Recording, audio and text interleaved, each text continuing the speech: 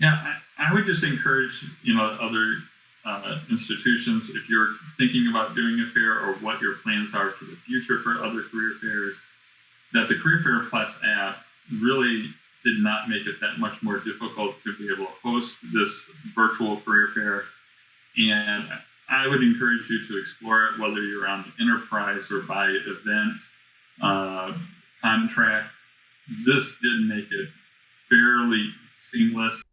Hey everyone, this is Chris from Career Fair Plus, and I'm here with John Beck from the University of Kentucky College of Engineering to try to answer some questions that you might have about hosting a virtual career fair with us.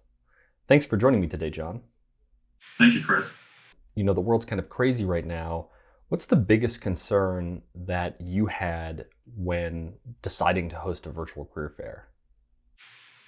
Initially, I don't think we hadn't really put a lot of thought previously of ever doing a virtual career fair.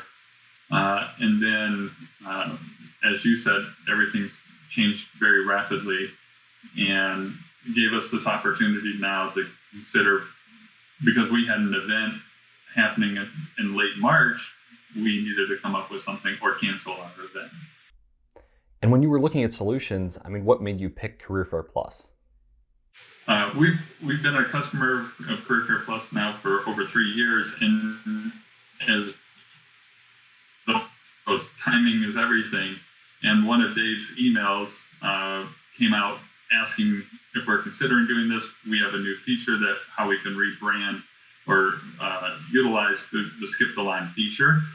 And it was literally perfect timing when we were considering what to do. Yeah, we sent out that email thinking that a lot of our customers might be scrambling to try to find a way to host their career fairs virtually, and we wanted to be there to help.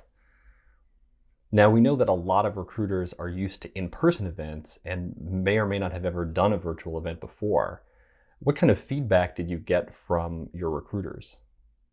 Probably one of the biggest feedback comments that we received after the event was probably on our part of doing a better job of educating our employers and understanding that this is not an interview, that it should be treated like they were still going to the career fair and being a meet and greet and having these short conversations. And even though we went with the suggested 10-minute blocks, our employers were having these long conversations, and some of them going over those 10 minutes. So you really have to think about this as that mentality of that, even though it's over the phone, it's not an interview. It should be this meet and greet like they would at the career fair.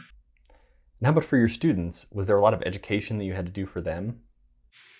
Students, we had a bit of a challenge because fortunately we were able to email the students when we made this change.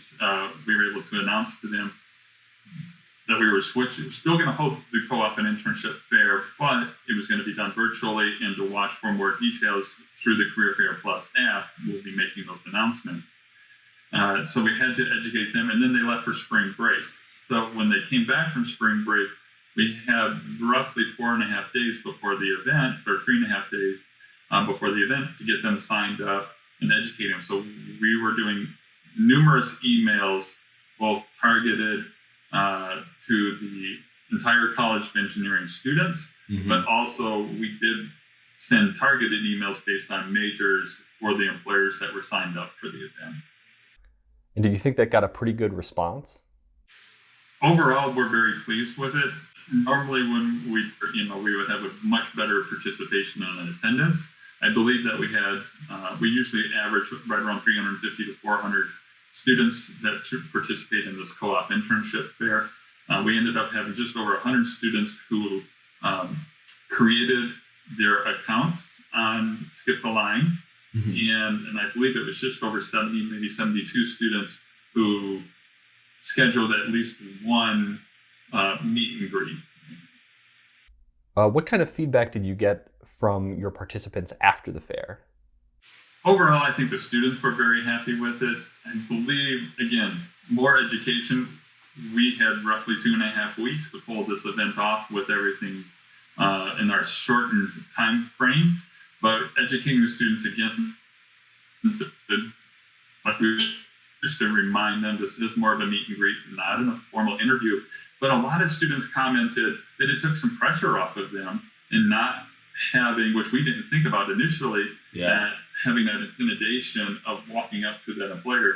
Now they were in their environment more comfortable to talk to that employer. And so some of them felt like they actually did better than they would have versus going up to the face-to-face meeting.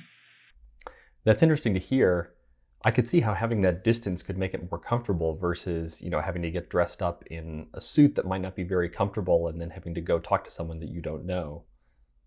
And that was one of my suggestions to them. So I quickly put together a phone etiquette tips, just a little, like more of a note card kind of handout. Then I did attach to my last emails to all the students, and we emailed it to all the students who signed up for the interviews, the meet and greets.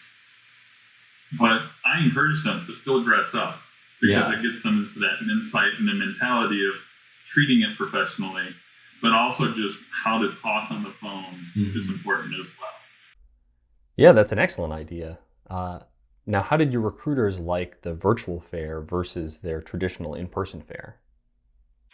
I think overall, of the 15 of the 30 employers that agreed to do this virtual fair, I probably also would encourage individuals to think about this for the future and how they market it. And we kept calling it a virtual fair, so a number of our employers were confused. There's the event that they thought this was going to be more video-based interviews. They didn't realize that it was over the phone, even though we kept reminding them. So unfortunately, our employers are like students; they don't read all the details in the emails. Yeah. But even though we were telling them it was phone, they weren't making that connection for some of them. Yeah. And so you do need to. So, and we're doing another event here in a couple of weeks, and so I purposely called it a tele fair, just to make sure they understand that they have that option. Through our conversations and working with Career Fair Plus, we've given you some of that feedback, and I'm excited to see where this potentially could go, and being able to do more video interviews or video meet and greets that some of the students and employers were at. That is one thing that we're really excited about, is that we've added the ability for students and recruiters to connect over video to the app. And we're also bringing a lot of the features that you get in the mobile app into the web app, so everyone can access that from their desktop as well as from their phone. Well, I commend Career Fair Plus and how quickly all of your organization was able to put together and modify your product to be able to the different universities and colleges, and trying to help our students and our employers to try to adapt your program to be able to do something wasn't initially was targeted to do. Yeah. I commend you guys for doing it so quickly and being able to work with your customers to make that accessible to our students as well. Thank you. Our whole mission is to give career centers and students and recruiters the best experience we can to give them a successful career fair. Now, before we wrap up, is there anything else you'd want to say to someone that's considering doing a virtual fair? Yeah, I would just encourage other institutions, if you're thinking about doing a fair or what your plans are for the future for other career fairs, that the Career Fair Plus app really did not make it that much more difficult to be able to host this virtual career fair. And I would encourage you to explore it, whether you're on the enterprise or by event contract. This did make it fairly seamless and fairly easy after just a slight learning curve. The Career Fair Plus staff, it really was a very good product to be able to get out to and utilize for our students and our employers, and being that bridge for both of those customers. I mean, everybody from when you email career fair support, you guys respond fairly quickly to at least my emails, you reply very quickly. And so I appreciate the service that you guys provide. Thank you. Yeah, we really pride ourselves on our level of service, and we always love it when we hear a success story. So I want to thank you for sitting down and talking with me today and helping to answer some of these questions, for anyone else who might be considering hosting a virtual career fair with us. Thank you, Chris. And again, appreciate working with you and your whole team. Yeah, absolutely. And if anyone has any other questions or would like to schedule a time to talk with us, you can visit our website at careerfairplus.com. And I'll also put a link to our website and our email address in the video description. Thank you for watching.